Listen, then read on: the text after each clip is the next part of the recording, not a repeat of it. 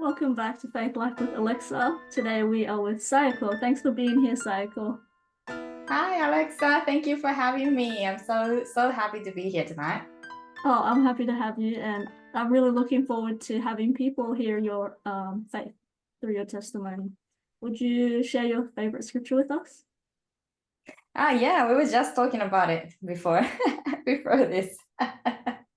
Yeah, yeah, I've been a member of the Church of Jesus Christ of Latter-day Saints ever since I was born, I would say. Of course, I have a chance to, whether I go along with this path or not. But I chose to do so, and I'm really happy. I'm really glad that I did at a younger age.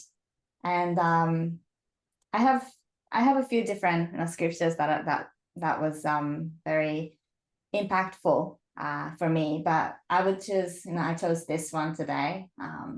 This is from the Bible, Ecclesiastes chapter 3, verse 1. To everything there is a season, and a time to every purpose under the heaven, a time to be born and a time to die, a time to plant and a time to pluck up that which is planted. And it goes on and it concludes, yeah, he hath made everything beautiful in his time.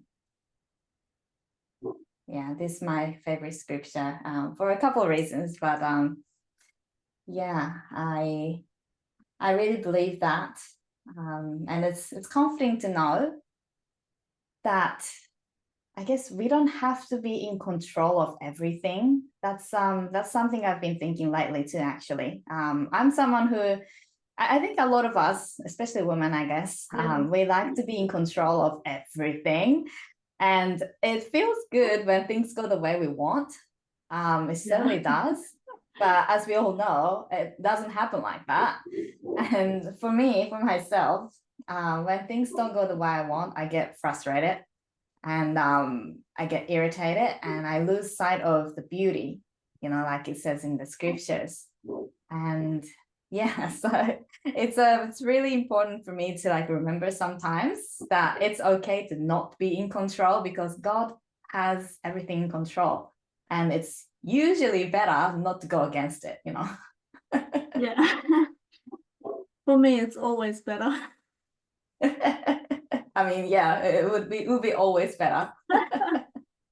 But no, what an awesome introduction to your faith. Would you tell us a little bit more about yourself? Yeah, sure. Um, Yeah, I was born and raised in Japan. It's a suburb called Nagoya. It's between Tokyo and Osaka. For those who know, a little bit about Japan or been there. Um, and Tokyo and Kyoto, sorry, Osaka as well. But and yeah, my parents are, have converted into church. Before them, my family have been a typical Japanese families on my mom's side and dad's side. Sort of Buddhists is what we are. Most of the Japanese, yes, 90, I don't know, probably on the record, this is 90% Buddhists and then 5% Shintoism and 5% some everything else. Oh, yeah. And so I belong to that 5%.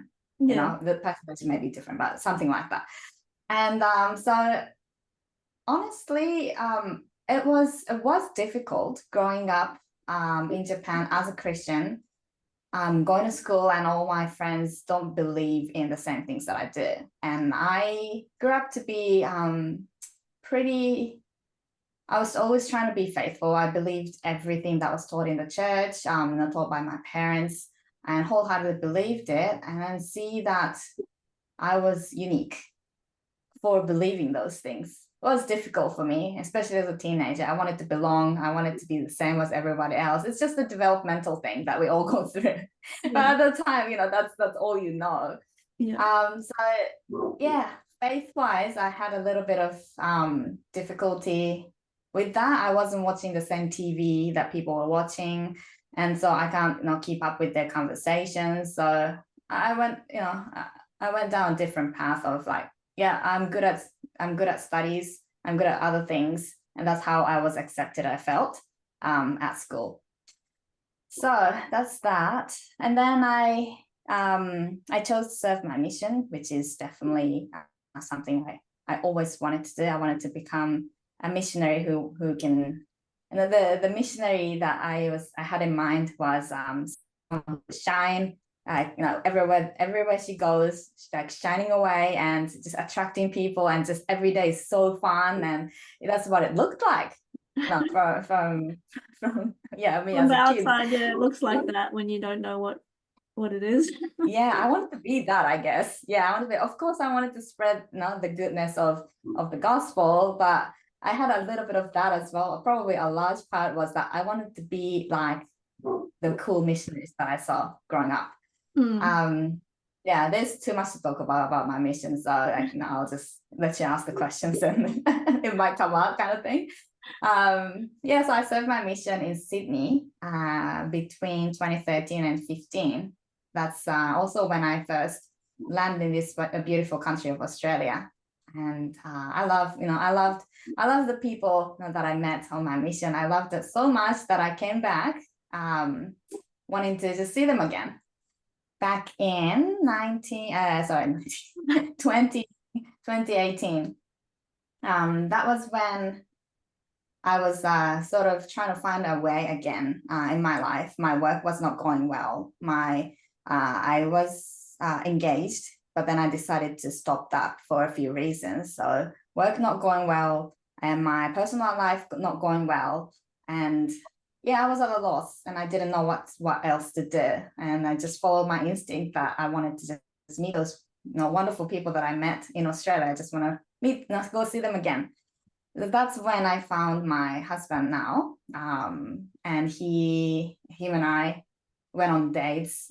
We basically just dated. We were able to be in each other's presence, like physically in front of each other for, if I remember correctly, not even a week. We met at a convention, like a church convention, and then we dated. We went on dates 2 days in a row after that or something. And then I was gonna go to Sydney after that, but I missed the flight. So then we had more time to spend with each other, and I was able to go to church with him and explore, this area, which is the Gold Coast. Yeah, so probably like 4 days or so, and I went away to Sydney, then back to Japan. We kept in touch, and we got married in 10 months' time with just 4 days of seeing each other. So yeah, and then I got married. That's basically how I'm here in Australia. Wow, that's a really cool story. I guess not many people can say that they knew their husband for 4 days. Yeah. Before they got married, even though it was spread out, essentially. It was 4 days. Yeah. How did you know you wanted to marry him after 4 days? Well, I didn't make up my mind that quickly. He did, I think. We'll have to ask him, but yeah. But it was very hard to what's the word? Like not separate, but separate ourselves from each other. It was what we were both feeling. It was very hard. He was crying, I was crying, kind of thing. And so there was that instant emotional, how to say, attachment, is it? Attachment. And then, but I had gone through a pretty hurtful experience with my previous person that I was dating with. And so I, of course, wanted to think about it. I wanted to see if this is the right person. I wanted to see, I want to take all the steps necessary to be safe in this choice. I guess there's no such thing as understanding somebody else before marriage, all the way that you want. We discover about each other every day still after 5 years of being married. Yes, I've been married for 5 years now. So yeah, I couldn't have figured out everything out anyways. But it took me about, that was March. Yeah, I remember clearly, I think March 15th or something. That's when I decided. I remember the moment, and I remember where I was. I was at a very local restaurant by myself, having a $5 lunch, because I was still pretty poor, and yeah, that was all I could afford. And then yeah, and then he was calling me, and I called him back. I called him back, and around that time I was trying to figure this out. And I remember going to the toilet and said my prayer, and yeah, all the thinking that I did prior to that, so about 3 months or so since not finding him. Yeah, and somehow, and with encouragement from him too, I decided to give it a go, is what I thought. But I also knew from my previous experience that for me, once I love, it's very hard for me to unlove. So that's why I was so scared. It was a risk for me to love again. Yeah. But yeah, I wanted to try. Like, there was something about us, about him, that I could not just us not trying. So yeah, that's how I did it.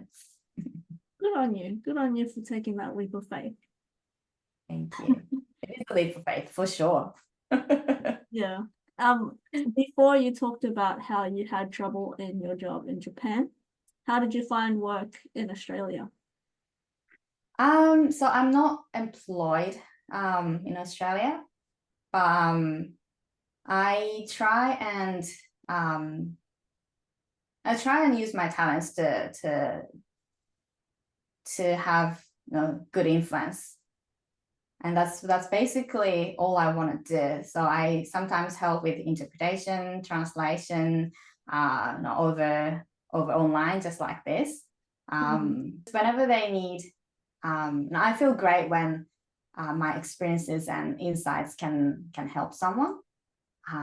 It feels great to me. So something like this, like podcast, and people wanting to know my story, and when people can be inspired by them, that's just like pays it all, pretty much. All the things that I went through, they become way more meaningful when they're shared. Yeah, and that's one thing that I love about our friendship, is that you've got an entrepreneurial, I guess, professional outcomes, which takes a lot of faith. And Yes. have you seen that your faith has helped you? Has your faith helped you deal with the ups and downs of that? Yes, most certainly. And I feel I need more of it. I feel We all do. that my faith is not, has a room of improvement. Let's put it that way. Yeah. So even though I had my miracles that I witnessed, of people changing, timings not working out perfectly, way too perfect. My marriage was actually that, one big example of that. Everything worked out in the end. Yeah. Some of them were really like last minute, but because we were pushing it, so quickly, and we got married in 10 months. So but in the end, it all worked out. So seeing those things have strengthened my faith, I think. And as a missionary too, trying to be the vessel of Jesus' work and God's work. Of course, we had to have stronger faith, and so all that experience is definitely helping me. I'm definitely learning in my journey to trust in God's timing more, and trust that He's going to provide. Now, at the end of the day, I will still have to put a lot of work on my end, and need to be trustworthy for Heavenly Father.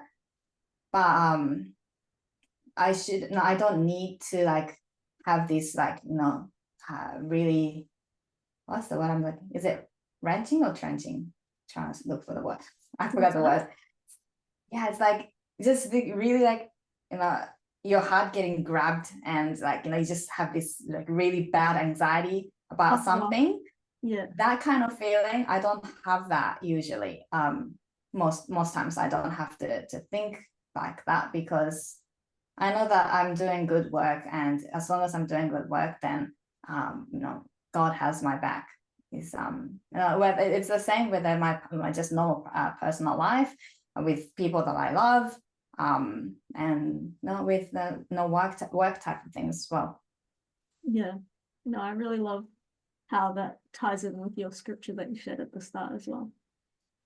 Yes, It's all about the timing. I didn't plan that one. It's very hard to trust his timing. But as we both said at the start, it's always better when we do. So, do you have any advice for those who are struggling to know what to do with their lives? Yeah, that's a good question. So this is actually something I do teach in my course. My course is based around finding your strengths and finding and making your dreams come true. Yeah, so if you are at a crossroad of your life, congratulations, because that's where everything begins. I thought I had my life together before that time, before my crossroad, but it was in a much smaller sphere, much smaller. I was a good student, and I had done things that that people will celebrate, and like, oh, you have a good life. People might say that. I had a full-time job and everything like that. But then I wasn't really being me, and I wasn't using all of my strength. In fact, that's one big reason why I wanted to quit my corporate job, because they would just put you, for my experience, like, there are some really great companies out there, but for me, and typical case, I think, is they would place you in a place, in a department or team, whatever, that would suit them, not necessarily what you want to do. Well, no, to some extent, that's just corporate life, and you have to, be okay with it, I think. And I wasn't okay with it. I had, all this education, the experiences, and I wanted to be a light in the world. And I felt like I wasn't able to do that in that environment back then. So if you're feeling like, it's just not this, like there's gotta be something else. There's gotta be some more for me. There's gotta be some more for my life. That's exactly what I was feeling. And that's really important. Like, us feeling that misalignment is really, really important to take that leap of faith. So it might just be something you need to be able to take that brave move, whatever it may look like. It will be different for all of us. That brave move, that one step forward would change everything. So it's probably not just one step, actually, but taking that one step. And what I would recommend is self-reflection. Writing in your journal, that's how I did it. Whatever works for you, self-reflection. Have these questions, asked. If you like going to courses, go to courses. They will ask you all these questions that's gonna get you thinking. Look back in your journal if you have one. What achievements you already have, and what things that excited you. What things that you have discovered about yourself and about the world, and how you can serve other people. And writing these things down, then connecting the dots. This happened, and therefore I'm this way. And these people really appreciated me when I did this. And I think it really takes, what it takes is reflecting on yourself, and then in an appropriate time, like I said at the beginning, in an appropriate time, you'll find it. It may, it's probably like just a little piece at the beginning. It was like that for me too. In my case, I was lucky to be discovered by someone who already had a lot of things going. So then I just joined him, and then that's how my journey began. But it will look different. But either way, you'll take self-reflection and taking that first brave step forward. Well, awesome. Thank you. That's such great advice. And how can people, I guess, get in contact with you if they wanted to hear more? Yeah, I'm on Facebook. I'll have Alexa to put the links in the description. I'm more than happy to share more of my stories with you guys, and hopefully, we can all push forward. I think I feel that we live in a world where we need each other even more, and it's the cool part though is that it's easier to connect with people you don't know, with people who are not in your circle. So if I can be that person for you, that's awesome. If you find out, you may find other people on Alexa's podcast that's going to inspire you. And so keeping these people around is definitely important. definitely important, because otherwise, no, it's the same for me too. I noticed that if I don't keep the good people around and good influence around me, then my mind will start to wander and then go towards like the old me, or finding excuses why I shouldn't do things. So yeah, definitely keep the good people around. Anything else? Yeah, I think that would be Instagram. Instagram is also another thing I'm on. So yeah, just say hi to me, and just tell me that you listen to Alexa's podcast, and tell me how you felt, and tell me what's your thoughts. I would love to hear from you. Awesome, thank you. Yes, I'll put your links in the description. Do Thanks, you Alex. have any final words of wisdom to share with us? Wow. Yeah, I'm borrowing other people's wisdom to get here. So that's yeah, there's a lot of borrowed wisdom as well. But it's all good. I believe that people place each other, like place us for reasons, and it's for both ways. For example, Alexa, when we met, I was at a point where I didn't have too many friends in this area. I was seeking for a friend, but I also had my restrictions in my life where I couldn't do the same things like I did before. And it was just so awesome that she came to talk to me. I was sitting by myself and she came to talk to me. And I usually am the one to go out and talk to people at church, for example. But it was one of those times that I received it and I was so happy. And it was really, really helpful. So what was I trying to say? Oh yeah. Yeah, so definitely keep the good people around. I'm saying the same thing. Hang on. No, you were saying that God puts people in our lives for a reason. Yes, thank you. Yeah, God has put people in the same. Oh yeah, so you can be the good one for other people, and you can also be the receiving end as well. And I think that both ways is needed. So yeah, if you're the one who's usually giving, be willing to accept, be willing to accept that there are people out there who is trying to, who can influence you for the better. And of course, continue to be influential for other people as well. And let's help each other is what I'd like to say. Yes, no, that's perfect. Thank you so much. I'm grateful that you shared that experience, because I'm not really someone that does that and goes out of my way. But I'm glad that I did, because I really appreciate our friendship. So also, I appreciate you being with me tonight on the podcast. I've really enjoyed hearing your story, even though obviously we're friends. I knew a little bit of it. I learned some things from you tonight that I didn't know. So thank you. Oh, thank you. Thanks, Alexa, for having me. It was great.